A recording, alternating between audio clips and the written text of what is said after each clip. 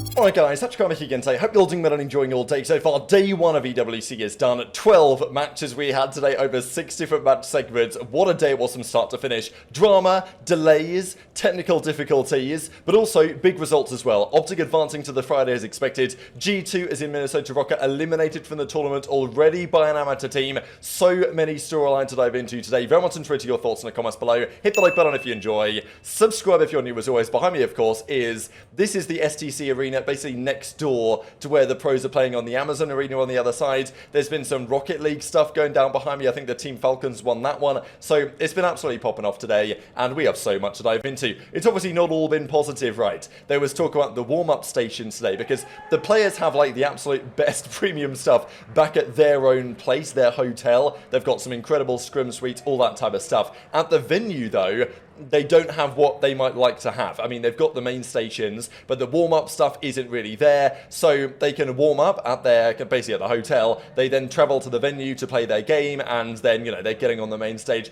they're shooting some bots. That's kind of how it goes. Did that drastically affect the results of today? Probably not, but look, it's not an ideal scenario, but I don't think this makes it a Mickey Mouse tournament. That's kind of my opinion, but intrigued to your thoughts in the comments below.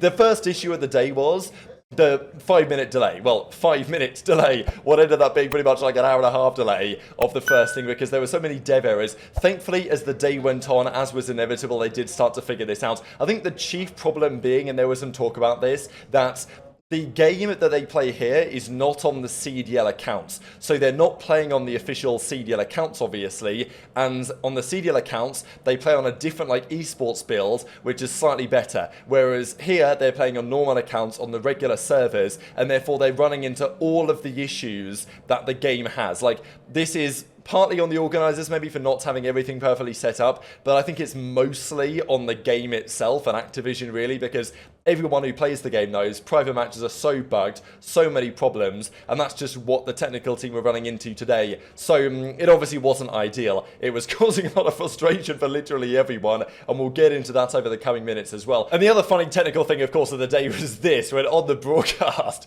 we got to see the referee coming up to basically give the match codes for the guys to join the game, and therefore people, you know, remotely could see this happen, and we're like, you know, Zoom was like, hey, should I join? Should I get in there? So, you know, some teething issues, as I say, to solve today. Some of the other drama, which is pretty funny, was that we turned our stream on today on the Breaking Point, on Benjay, Nassim stream and all this stuff, and we were like way ahead of everybody else. And this is because we talked to those guys running the event and said, hey, can we get like a direct feed? Because that's what we try and have for the usual events. Either they give you like an actual direct line, or they just gave us a link to a feed that was significantly earlier than it was actually going out of the broadcast. But this feed clearly hadn't made its way to Zoomer's DMs or anyone else. So anyway, Zoomer put out a tweet saying, hey, Ben's streaming, the Breaking Point stream is like 5 minutes ahead. We got to shut this down. And obviously Zoomer got on the phone with Ben. And Ben was like, look, I can't just give you guys this link because we haven't got permission to give you the link. What can we do? So anyway, eventually we had to go on the other alternative and kind of shut that one down. And it was rather entertaining. There was also this moment here, we were only like very briefly into the show at this point when, well, anyway, the boys were just doing what the boys tend to do on the Breaking Point show. Ben got kind of frustrated with it, and he did storm off a little bit. He can probably hear me saying this in the next room, to be fair, because he's still doing the show as I'm recording this video. But yeah, I was like, oh my god, we're like 3 hours into the weekend and Ben's already crashing out. I don't know if this is going to end well, but you know, on the day the show was great, and thanks to all of those who tuned in, and thanks to those of you who I met around the venue today as well. That was pretty cool to see, and hopefully over the next couple of days I'll have a bit more time to explore. Just today was absolutely rammed with cards, as everyone knows that was watching this from home. Just quickly on Boston, of course, they played today, and they won today, but they also tweeted this out, like the whole Undertaker gift back from the dead. Now, I don't know if this is related to all the drama of the last few days, but of course, the rumour has been Boston are shutting down, GG to the organisation, done and dusted, it's all over, right? Robert Kraft has said no, but we haven't really had an update on that. The players don't really seem to know what's going on, the members of staff don't seem to know what's going on. So maybe Boston are back, maybe they were dead and 5 days later they're back, I don't know the truth. But that was one of the reads into this anyway. The event itself, we've got to talk about this OpTic series, of course, and we'll get there right about now. I will say the players, obviously I haven't really got a chance to talk to the players much yet, but they, despite all the drama today, the delays and this stuff, they just seem to be having a great time. I mean, obviously they're getting treated very well, and despite some of the frustrating problems for all involved, on the main stage, you know, people laughing, people joking around. I don't know what Dashy was talking about, but it seemed rather entertaining. But game one, the OpTic boys actually went and lost. This, of course, was a surprise, no doubt about it. OpTic had a decent advantage in the early part of this game. Omid eventually brought it back, and I think to some degree, when you come into a series, obviously expecting to win it, you know, you are probably, you know, a bit of complacency sets in. Not in terms of like OpTic's preparation, but just more so in terms of you think you're going to beat these guys. So, you know, you come in and obviously get surprised game one. After that, though, OpTic did lock in, as we might have expected. They win the game 2, they win the game 3, and they close out on a pretty impressive Karachi hardpoint. And I will say from the OpTic side, again, I think it showed that their composure on some level was pretty impressive, pretty good, just because it ain't easy to deal with this kind of adversity. Like, there were so many game crashes, it was super delayed.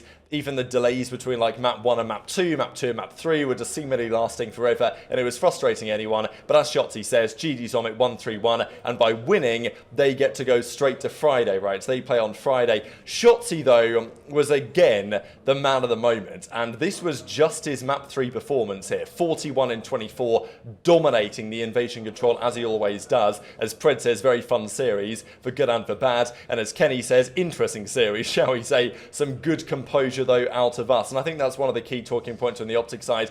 The numbers, though, again, I mean, this is Shotzzy picking up exactly where we left off at the World Championship, right? This guy, 1.47 KD, 18,000 damage, 110 kills in 4 maps.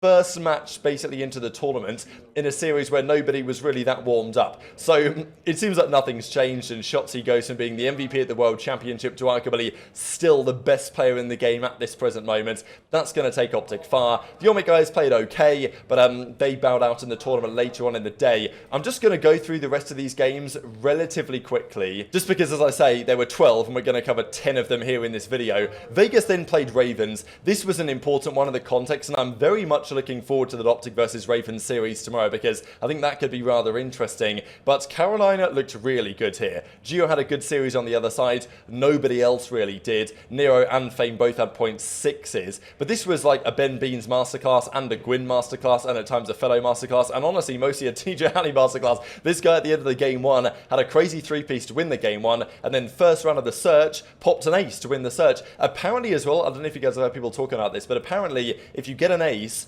there's some sort of bonus prize, as in there's some sort, I'm guessing, cash incentive that every ace scored in Search and Destroy. I don't know what it is. If you can find out, let me know in the comments below, but apparently it exists. And I think there's also a 50k bonus for whoever gets the MVP of this event. So that's a bit of a banger. But Legion just got slapped. I mean, I thought Ravens would be better with Beans. I actually really liked the composition of their team. I didn't think Vegas would come out this flat. I mean, they just got slammed. And look, the Fame in for Johnny thing, I don't think was ever ideal. This, though, was another series. It started pretty interesting. G2 probably should have won the game 1 here. Like, they had all the chances in the world to win the game 1. They bottled it, to be perfectly honest. Vancouver Surge, as they're being called here, made the comeback to win. And then they just lost the high rise emphatically, and then lost the Karachi control too. So this was an ugly one, really. All red on the side of the Minnesota Rocker. aBeZy played well. 0-4 really had his moments here in the Surge series. And G2, I didn't expect them to be that good.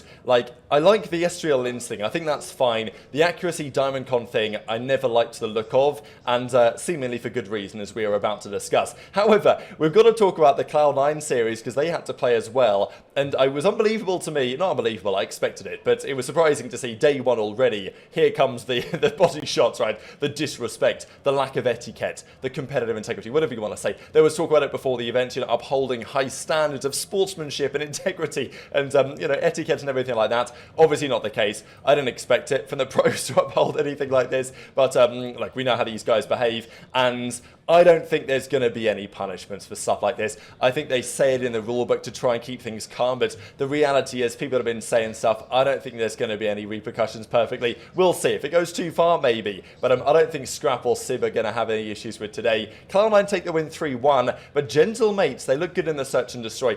By the way, during this series, Gentlemates owner Gataga, old school COD player and now absolute massive content creator, of course, in France, had like 50,000 viewers watching this series. Scump had like 30k at the same time. Like, that just goes to show how much of an audience there is out there in COD. that is to some degree untapped, because Gataga's getting 50k views watching Gentlemates play. They aren't even in the league, right? What if they were? And this is, you know, some of the exciting things that still exist here in Call of Duty, right? Anyway, Cobra is the French player on the team. He's great. I mean, you watch his POV, he's phenomenal. They just got slammed bad in both hardpoints here and in the high-rise control. So they didn't really look that good here, Gentlemates. They won the control, or they won the search, sorry. But apart from that, Cloud9 really handled business. But later in the day, Gentlemates played significantly better, as we will get into. One of the other surprising results, though, was Boston versus Heretics, I would say. I thought Heretics would probably be marginally favoured here, but actually, Boston just came in and kind of fried. Like, this game 4 especially, they completely destroyed Heretics, and I like to look at this Boston team to some degree. I just wasn't sure what it was going to be like, and I was a bit concerned that if it went 5, the same old story would emerge again, because they did lose the high-rise search here, but, I mean, Boston just won all 3 recent ones against Heretics. That is not easy to do at all, and Vikul, lucky, had a bad series. Snoopy had a really good one, close out the series emphatically, so they move on to the next day as well. And as Cammy says, don't want to hear any of this droopy slander. The kid's insane. We play, as it'll be, Ultra tomorrow to get out of the group. And the other game in the group, of course, was Ultra playing the Stallions. Exceed and Scrap as well. We know these guys like to talk a bit. They were getting into it. Scrap was interviewed before the series and said, hey, Exceed, you can say what you like, but on the main stage, that's when I'm going to come up with the victory. And this, to be honest, is a bit of a foregone conclusion, I thought. Scrappy was standing up, basically laughing at these guys, saying, oh, you're so terrible. That's basically what he said when he stood up and pointed. So, you know, he might already be getting arrested, but probably kind of unlikely. And, yeah, Toronto just 3-0'd them in not that much time at all. It was not a particularly competitive series. The 6-star, the invasion control especially, Brack at a 0.5. I actually think that Brack is a better player. Like, he might have been one of the better Challengers players this season, but yeah, 0.5 is not the way to go. And Ultra, of course, advance in the bracket. It's cool to see the crowd as well. I mean, here you go. So this is the main stage setup, of course. And then there was a good fair few people in there today, right? Especially watching the Falcon series. But look, it's not like a packed out crazy venue or anything. But given the circumstances and the state of the event and everything like that, I thought it was really cool to see this. So I think I'll spend a bit more time in there, hopefully tomorrow. And, well, as we see here from Scrappy, GG Stallions, Big Nose team has got awful. And he drops the Burger King card. So unlucky, Exceeds. What can he do? It is how it is. As Envoy says, though, as well, I thought this was an interesting quote, really. EWC is unreal, and even this, right? Because people are going to say, people who aren't here, they're going to say, oh, you know, hashtag ad and all this stuff. And, look, obviously the players are getting paid to come out here, or they're getting paid to fly out here and play, and everything like that. But, you know, I think the players are kind of in agreement that, like, what they've done this event, it's crazy. And, obviously, the production today, not ideal in many ways. A few problems. It was kind of always expected. This is always how it used to be and always how it will be. When you have a new tournament organizer, there's going to be teething issues. And it was frustrating, especially because there were 12 matches that were going on today. Delays couldn't really be afforded to some degree, but they eventually kind of got back there towards the end of the day. And as Envoy says, like, it's surreal, right? Can't believe what we're a part of. Most insane experience ever. So, you know, I think the players are having a good time. And, well, we've got more series to discuss. 100 Thieves versus Law. This is a 3-1. Law, like, dominated the search, but apart from that, this was actually quite competitive, to be fair. Like, Law did put up a bit of a fight in this series, but 100 were a bit too strong. JoeDeceives with a good one, actually, which was good, of course, from him. This was the Falcons listening against FaZe. This series was just, you know, not especially competitive as we thought it might be. They've got a very interesting playstyle, the Falcons, haven't they, right? The Saudi Arabian team. This was always going to be a 3-0. The question was, how, you know, how competitive could they be? Game 1, Game 2, they had their moments. Game 3, they had a chance to win a defensive round, but they kind of bottled it. They allowed Cellium to get down the A street, and he won the round for them. I think I would say that Xnid, he's got a strange POV, Xnid, in some ways, right? Because super jittery, super high sense, and but he still played all right. Khalid was probably like my best player, I thought, my player to watch really on the roster. That's how you pronounce this. He goes by various gamer tags, but they call him Khalid. So I think I talked to Simp briefly after the game, and he said, like, you know, they're clearly talented players.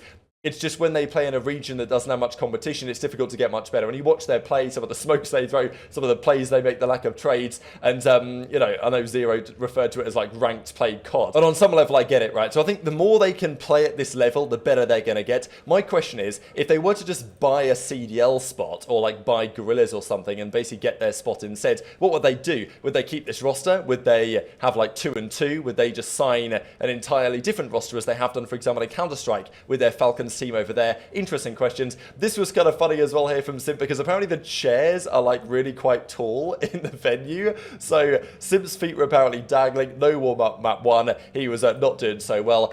Then we go down to the losers bracket though, right? So we've got a couple of series down here. This is an elimination game. Omit Brooklyn go down to Vegas. Vegas advance. I mean, game one was just an absolute demolition job. And, you know, this Brooklyn team, I never expected that much from them. And they did okay, but it wasn't quite enough. I think it's Omit actually, isn't it, rather than Omit that I always say. So my bad. Omit Brooklyn is what I meant to say. But, you know, this is what you should see. And this is what we used to see every event pretty much on the Saturday morning when the teams that had just got through the open bracket were playing the pros, they would get slammed. And that's pretty much always what happens. But it doesn't always happen. And we'll see that in about a couple of seconds.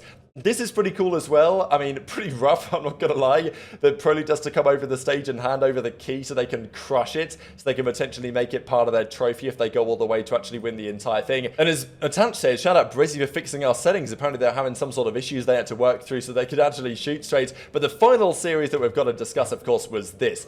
Gentlemates versus G2. This one I was really looking forward to because I genuinely thought this was the series where G2 could be upset. They'd not impressed me at all earlier in the day, and Gentlemates, they were a nice team in Search and Destroy. The G2 issue is, and we can see this in the numbers, can't we, really? Like, Linz and Estriel, that is a good SMG duo. I actually like it. The ARs, just too slow. Like, I don't really know what the thought process was forming this team.